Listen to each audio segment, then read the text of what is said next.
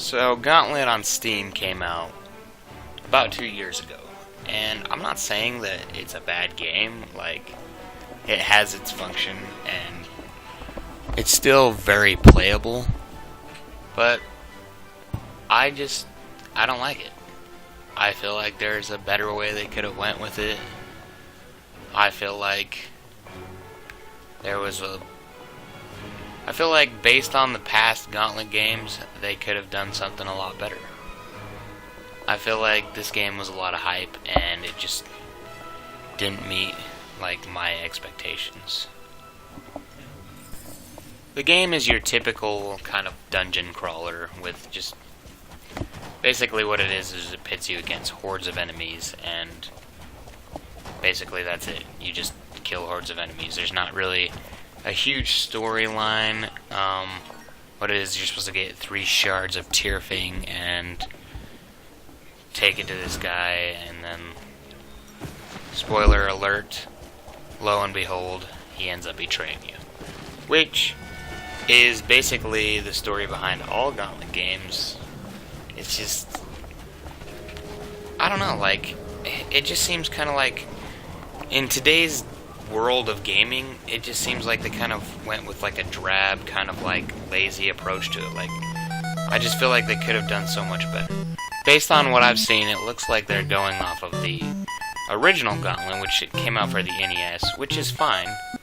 I mean, I can understand why they would want to take that approach, but there's just so many, like, there's just a couple more Gauntlets that came out that were just like so good that they could have taken from, that I don't understand why they didn't. Like, to some level, there's kind of a mix. Like, as you can see here, the kind of top-down approach as you're fighting enemies is obviously based more off of, like, the NES version of the game. But the Nintendo 64 version of the game was great. Like, I feel like it just had, like, more hype. Like, there was just more to it. It was like one of my favorite games on the Nintendo 64. So I was kind of disappointed when they went the route that they actually did with the new game. So, like the Nintendo 64 version, for instance, it's more like an RPG. Like, every time you beat a level, you can spend, like, money towards, like, your maximum health. You know, there's certain items that you need to find in certain levels that progress in different aspects of the game. Like, for instance, you'll see here, he collects this obelisk. You need to have 3 obelisks to unlock later levels. There's obelisks in each level, you know. Well, not every level, but there's obelisks in each set of levels. So, like, this is basically like the mountain kind of region. But yeah, and then you have like power-ups like this. Like, it just says like Demon Skull, and then he unleashes this like awesome like looking like monster thing. Which I know this is from Nintendo 64, so I know the graphics aren't that great. But, I mean, the sheer gameplay alone was just great. And, like, the way gates, they made sense. And then, like, even though you were just, like, bombarded with enemies, it didn't really seem like it was that hard. Because you gained levels and you built up that experience. And you just ended up having, like, different aspects that you could put towards your character. With the new Gauntlet, I mean, it's not really there.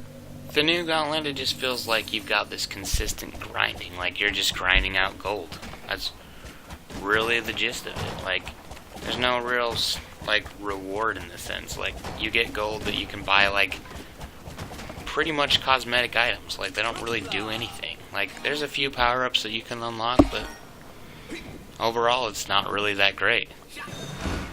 And there's just not a huge payout for how many enemies and monsters that you end up having to kill.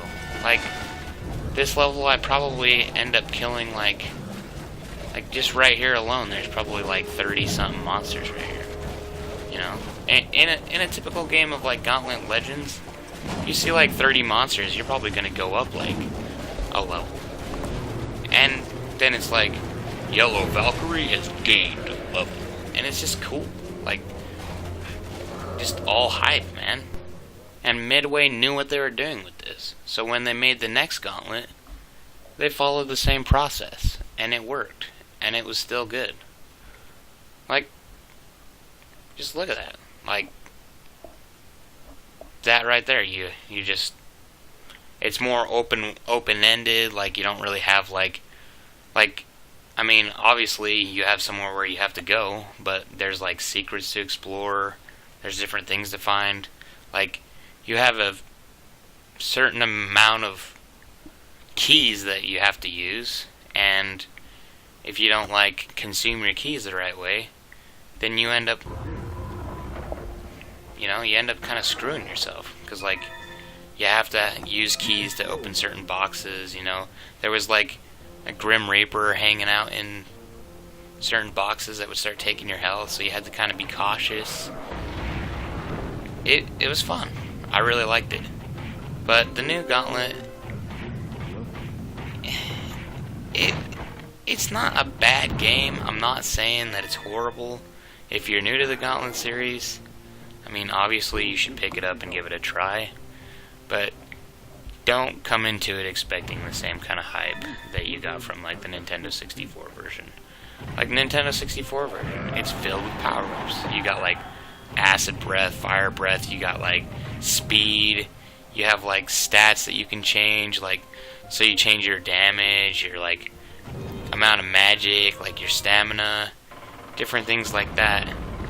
You know, the normal Gauntlet, it's just kind of generic. Like, it's more what the NES version had, but the NES version came out like the late 80s, like early 90s. I mean, it's been like almost 30 something years. Like, you know, you'd think they would end up being like, oh yeah, we should change some things, you know. But they kind of just stuck to the script and just kept the original. So, you know, I didn't think it was that great.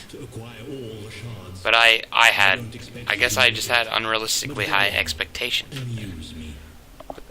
That's just me. Like, even the character select screen, it's just, I mean, what, I pick my character and then I have to pay like 50,000 gold for any extra items. I can't change the color or anything. That's just all it is, you know? It's just a remake of the NES version. That's really all it is. And I mean, the NES version, it was good for its time, but, I mean, obviously they got better, and they came out with different things that worked. Like the screen select here in, like, Gauntlet Legends. Like, different colors of wizards, they look differently. Like, obviously that's just a picture. I mean, they look different in the real game. You can pick a name for your character. You can't even really pick a name. It just goes by your Steam gamer tag. That's it, folks. And then there's an overworld. You know, you have all these different places you can go. There's lots of levels. The Gauntlet they have nowadays is just, it's pretty drab. Like, there's not a whole lot of content, and like, they took the overworld out and they made this weird kind of like map looking thing. It's just weird. Even the boss fights in the original Nintendo 64 version of Gauntlet Legends was great. I mean, you had like a little bit of preparation time where you would stock up on healing items. You know, you get your health, you get certain things, and then boom, you'd go face the boss. Which, they'd have their hype where they're like, you are now entering the dragon's lair. And this ice axe here, you had to find this. And it gave you a huge advantage. And like, a lot of people didn't know that.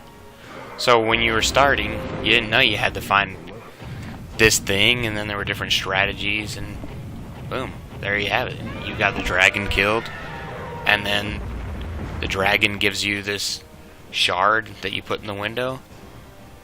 Ultimately, I think it's awesome. Like, just the fact that, like, the levels just build on each other, and then, like this ice axe, you don't find it until the next set of levels. So you actually have to go back and fight the boss. It's perfect. It makes a lot of sense. It adds replayability. But a boss fight like this is the first boss fight. That dragon back there, that was the first boss fight in the Nintendo 64 version. This is the first one in the new Gauntlet. It's clunky, it's a really small area, it's got like a light puzzle that you kind of have to figure out. Like, you have to stand on these platforms and rotate this thing around. It's just really slow, and there's not really a whole sense of danger, because, like, overall the boss fight is actually really easy, and it's just time consuming. And all it is, they just kind of throw waves of enemies after you. It's just kind of your typical, like, generic boss fight. Like, there's not really much to it. You just end up waiting on this platform, waiting for this guy. And I mean, yeah, if you're not careful, the guy will smash into you and destroy you with, like, one hit, which I didn't realize he did that the first time. So he actually killed me. I figured he just, like, I don't know, did some damage. But it's like, this is just, like, really slow. You gotta lure him over here. He drops rocks on you, which are extremely easy to avoid. Like, you'd have to be, like, I don't know, like Helen Keller to, like, miss these rocks falling on you. Like, and then his heart comes out and you shoot it. That's it. You know, there's nothing linking to any other levels. There's no real sense of satisfaction for defeating this boss. It's just, boom, you've progressed in the game a little bit further. That's really it. And I'm just going to continue fighting this boss just to show you how long this is. And the sad thing is, like, this started halfway through. So right there, he bumped into me and I lost all my health, because that's the way this boss fight works. But, I mean, I've played this game, so I know, like, tactics to move around these guys. I mean, yeah, it's kind of hard at first, but I mean, in reality, it's not that hard. Like, and these things, like these way gates that spawn, they're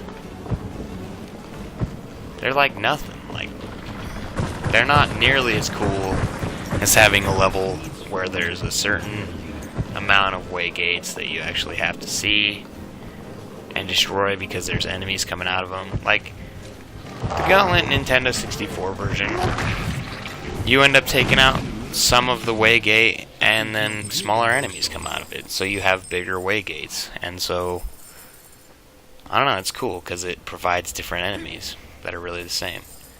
But anyway, that's it. I took out that boss.